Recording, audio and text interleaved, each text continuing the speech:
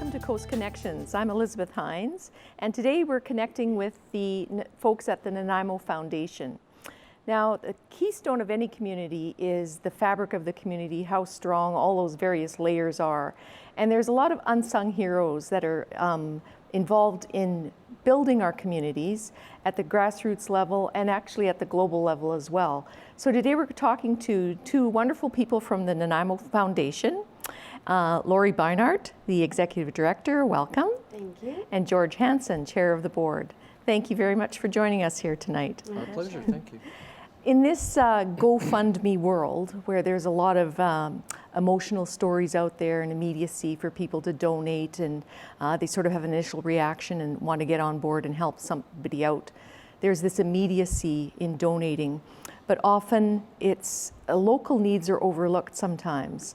The need really might not be as emotional or something that people feel is as important, but there's a lot of organizations that you're helping to support here in the community that I think we need to tell the world about, because it's through your good work that our community has become a lot stronger.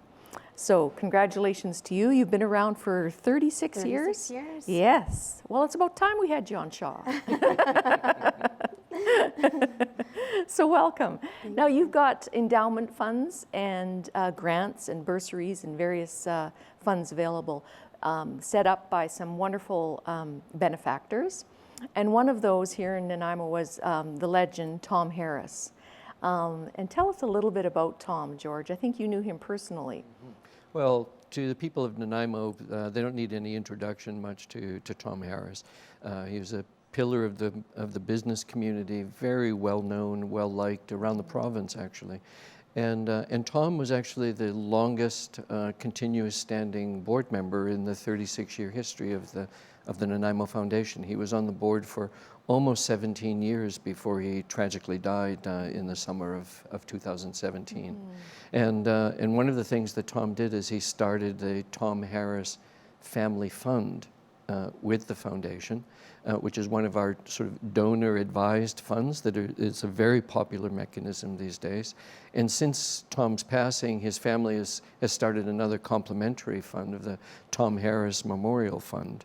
And so those two funds have been growing and developing over the last number of years. In fact, we held the first ever Tom Harris Golf Classic tournament this year, which was put on by the Tom Harris Fund.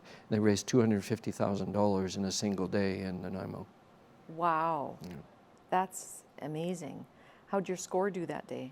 Oh, I didn't golf. Okay. I just showed up to be a face for the foundation, yeah, and encourage people along the way. $250,000 for the foundation, that's remarkable. And Laurie, another wonderful benefactor that you've had was Garrett Paquette. Tell us a little bit more about Gary and his mustache movement. Yeah, so Garrett Paquette actually passed away tragically 8 years ago. And at the time he was raising money for Movember. He passed away on November 11th. And so his dad and his best friend carried on his campaign that year, and they raised more money than any other Movember campaign in the world. And wow, so for a couple years they continued to support Movember, but then, similar to what you were touching on, wanted to direct that support locally.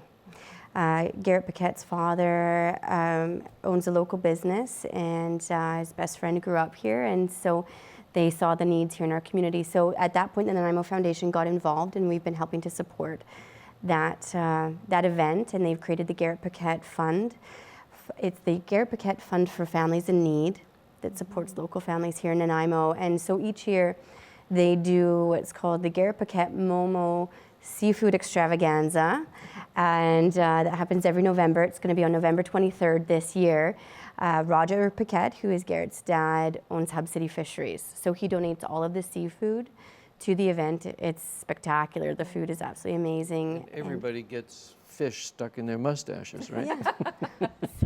It's carrying on the momo, the mustache tradition. Yes. And the women have to wear the fake ones. Yes. Yeah, yes, with a few sequins, I hope. Yes. Yeah. Wonderful. Well, I think Garrett would be very pleased and very proud to see how his legacy is living on. And you also have some family endowments. I think there's the Sullivan family. Yes. Is one family. And how does that Well, the Sullivan Family Fund is an interesting story. They approached the Nanaimo Foundation because they wanted to create their own family fund to have that legacy component, something that would live on in perpetuity, that their children and their grandchildren could not only contribute to, but direct funding from their fund. But they also had some unique gifts that they wanted to contribute to our community. Pat Sullivan raced sailboats for years and had a sailboat that he wanted to donate to the youth sailing program at the yacht club. And that's a unique gift. CRA doesn't make anything easy sometimes. So being able to make that donation while getting the charitable tax benefits and supporting that local program. And so we were able to facilitate that. We worked with Sail Canada to make that gift possible and tax beneficial. And so and they created their family fund a couple years ago, and they've been supporting local needs as well as international needs with their fund. And we'll talk a little bit more about that, how those funds are directed. But George, these funds are mostly endowment funds, are they? Or are they like the Tom Harris Fund and the Garrett Paquette Fund? Are those endowment funds? So Well, some of the funds are I mean, we have a whole array of things. So we have endowment funds where organizations have money invested with the foundation, and their organizations out of those endowments are able to get certain amounts of monies from those endowments on an annual basis that they can use for operating or whatever it is they want. What you're referring to is the donor-advised funds, which are in an individual's names or a family's name or something, and that is a way for them, in a sense, to have a foundation of their own without any of the administrative challenges and all of the legalese, et cetera. So we house those funds on behalf of individuals and families that want to have a legacy fund like that. But beyond that, we have our own Vital Nanaimo Fund and other special interests funds. So we have a large fund out of which we give grants annually across the board to all kinds of charitable organizations in the community. And we also have funds that are specific to areas of interest. So for instance, last year we started an arts fund so that people that were particularly interested in the arts in the community could donate to that fund, knowing that those funds would support arts organizations in perpetuity. And so we have various funds like that that are developing over time so that the special interests that people have in the community, they know that there is a place where money can come from. And it's directed that way. Yeah, correct. exactly, yes. Yeah. So some of the things I was looking on your website and some of the projects here in Nanaimo that you've supported, I was just looking at how diverse this list is, like the Boys and Girls Club, the Hospice Society, the Multicultural Society, the United Way, Search and Rescue. I mean, this is really First Nations and even a Syrian family. So I love how you're very, very locally invested, but you also have a global outreach. And I think that's really unique about the Nanaimo Foundation. So tell us a little bit about, maybe you could want to do this, Laurie, just how like the First Nations project. Sure. So as a community foundation, that's our mandate, is we don't focus on a specific area or a specific need in a community. We fund the spectrum, all corners of a community. So that's the unique range of projects that we've funded. And we've funded several projects related to Indigenous priorities. Last year, we provided a grant to Pacific Sport for a recreational program that they developed for Indigenous youth. We funded the Community Canoe, which was a grant administered through the Boys and Girls Club and Nanaimo Aboriginal Centre. And of course, this was a part of Canada's 150th celebration. We've funded a Right to Read library that helps build literacy among Indigenous youth, and we have a special fund right now that was started by the Yellow Point Ecological Society. It's called the Yes Fund, and this is a fund that they created, and they're raising money to support, again, recreation among youth and addressing suicide rates among Indigenous youth and what can be done to change that. Beautiful. Very, very good examples of how you're building our stronger community. I think that's wonderful. The Nanaimo Hospice, George, what have you done there to help them? Well, the Nanaimo Hospice, some people may know that several years ago, they grew from actually occupying what was previously a residential home near the hospital. And they purchased a property on Waddington Road, which allowed them to expand their programming dramatically, and we assisted with the capital cost of that purchase and upgrade of the building, and so that was a very important outcome in the community, because the need for hospice services is enormous. Yes. And also this year, we funded hospice again. They've created what do they call it? A grief mobile, in essence is what they're calling it. But the idea is to be able to take hospice services to children where they are, so that they don't have to, get over that barrier of coming into a building somewhere, or maybe not even have the transportation to do that, but recognizing the needs of children in their grieving process and be able to take counselors to them in a safe environment. That's very forward thinking and very compassionate. I love that you're involved in that.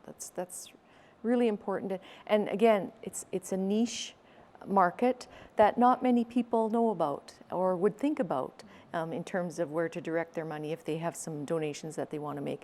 As we're reaching year end here, I just want to make sure people know about the foundation so they can sort of direct some of those funds to some of these amazing things that you're doing here in our community. And people might be interested to know, for instance, that on an annual basis, we receive 10 times the amount of requests for funding that we are capable of addressing.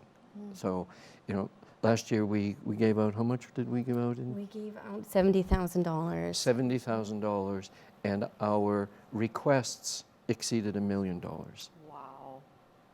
So the needs in our community are ongoing and enormous, and so all of our work to raise money and increase our capacity is about increasing our capacity to respond to those needs. Right.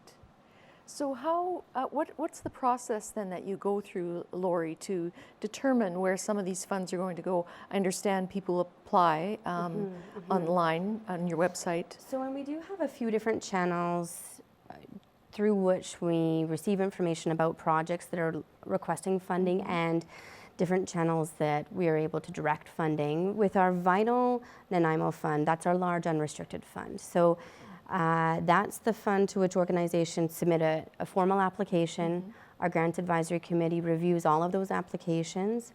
Our board has the final say on that, and then once a year we give out those annual grants. But because we hold several donor-advised funds from which individual donors are directing their support, we want to make sure that we are current on what projects and organizations are looking for funding in our community, where the needs are, and keeping our fund holders and our donors up to date on where they can be directing their grants. So twice a year we put out what we call our Book of Giving Opportunities. And so any organization within Greater Nanaimo is welcome to make a submission to this. And it's a catalog of organizations and projects that are looking for funding. And it can be for any type of project. They're not tied to this specific criteria that the Vital Fund supports. And our Grants Advisory Committee vets all those projects and puts together all of the information, and then we put that out in the community twice a year, like I said, so we can, for our donors who are directing funds from their endowment funds, or individuals who are wanting to make flow-through donations. On average, we facilitate about $500,000 in flow-through donations, and those are donors that are coming to us with typically gifts of securities, because they're looking for the tax benefits, and because we are set up to handle those more complex gifts, and or donors that are wanting to remain anonymous. Nanaimo is a small town, and so when you start making larger gifts, some people are just not comfortable doing that in a smaller town, and so we can facilitate those larger flow-through gifts where the money is gifted to the Nanaimo Foundation and then immediately dispersed to local needs. That's really good. I like how you have a multi-layered way of distributing your money and making sure that you're keeping a lot in the endowment range, and also making sure that a lot of it is getting into the right hands. I think that's really good. Yeah. Well, one of the things too that people would be interested to know perhaps is that the geography of our funding mandate is Landsville to Ladysmith. It's essentially School District 68. And so, for instance, one of the things that we've done, we've been funding charitable organizations in Gabriola Island and in Ladysmith and Yellow Point and various places around the area for 36 years. But just recently, in the last couple of years, we've actually worked with people in the Gabriola Island community and the Ladysmith community, for instance, to start their own funds.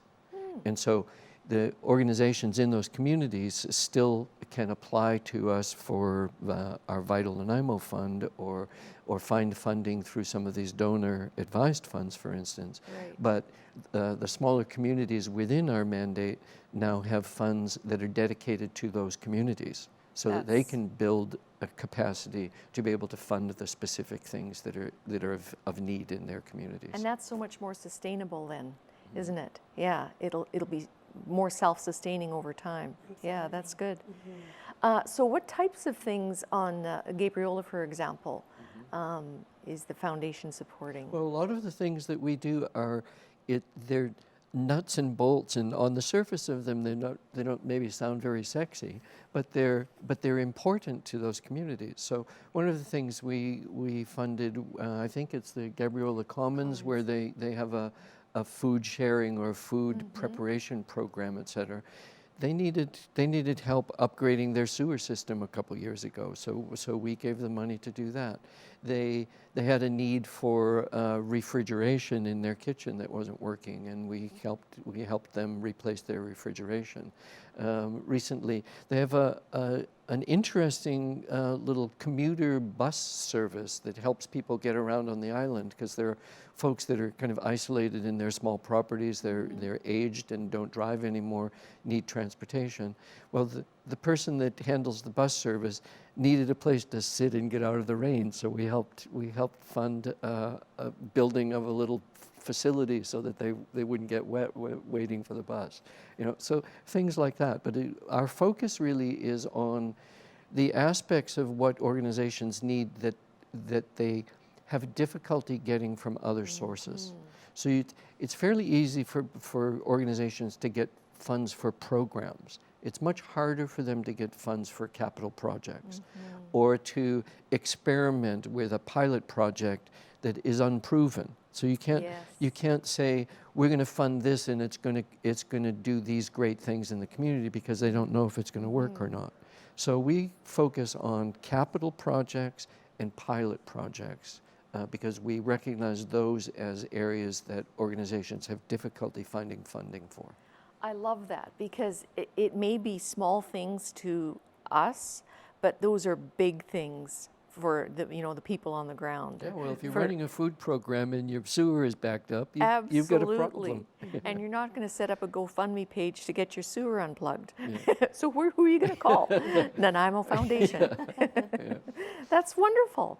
See, it's those small little grassroots things that make such a big difference in a community. It builds the fabric of the community, and you're also helping to connect people, like the commons that you spoke about, and the bus.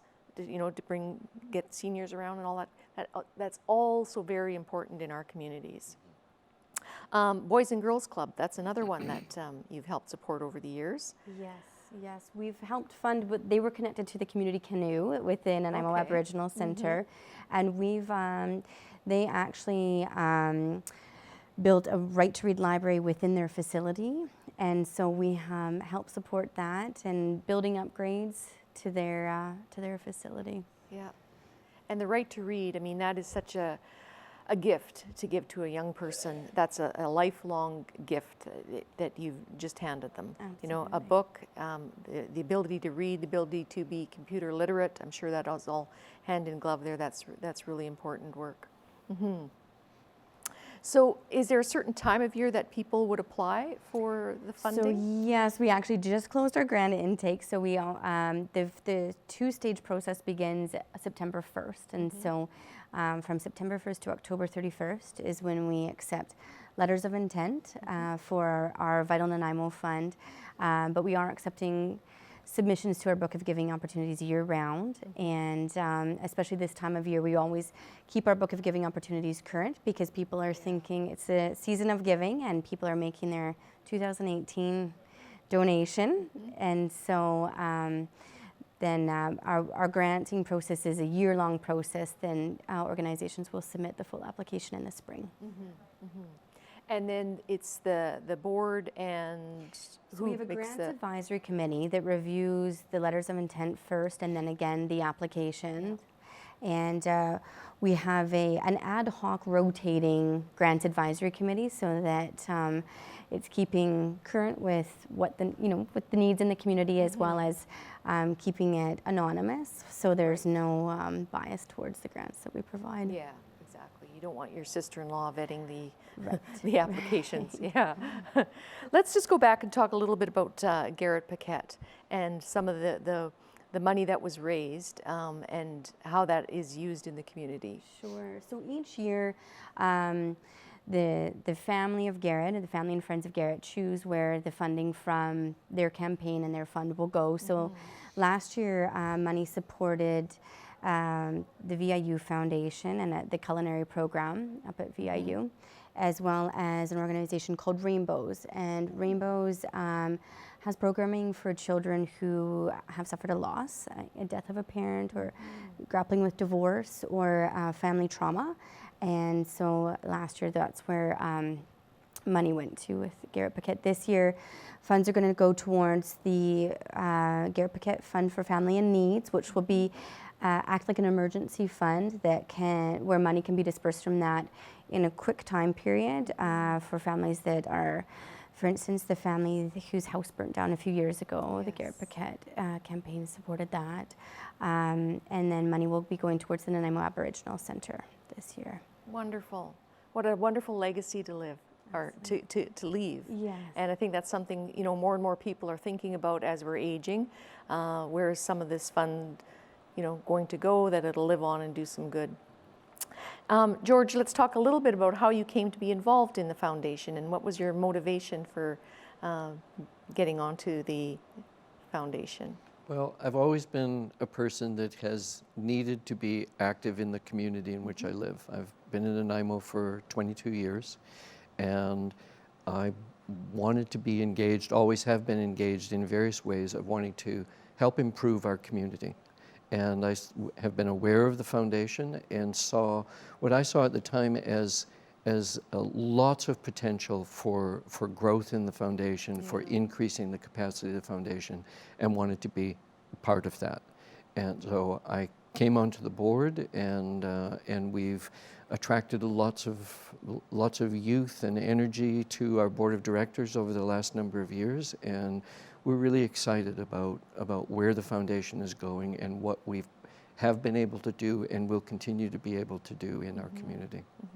I like that you have intergenerational representation on the board. I think that's really important for sustainability over time. Yes, well, we have a skilled group of people who have been attracted because of their skills and their passion, and in that process we've developed a matrix so that we're very clear as to the roles that need to be played. We want to have diversity and gender equity on the board, and younger people and more experienced people, et cetera, so that we have a very healthy, vibrant, and an active, committed group of people. And it reflects the community that you're supporting. Yeah, exactly. And speaking of diversity, and Laurie, you're the first woman to be appointed executive director in a paid position for this not-for-profit organization. So congratulations, that's a big step forward for the foundation. And what was your motivation for, why do you do what you do? Well, I've worked in the charitable sector for a long time. I grew up with a family that it was important to them. My parents have a fund at the Calgary Foundation, and it was just, the philanthropic spirit was just something that was in my blood, I guess, and something that I've always really enjoyed doing and giving back. And Nanaimo is such an interesting community that there are a lot of needs, and after having worked for national foundations, I really love working for a local community foundation that sometimes Nanaimo can get overshadowed by the Lower Mainland or Victoria, but there are a lot of needs here in our community, and encouraging people to give where they live and support local and to think about the local needs is really, it's been a really enjoyable thing. Well, your website, there's a lot of really good information on there as well for our viewers. Is there opportunities for them to volunteer?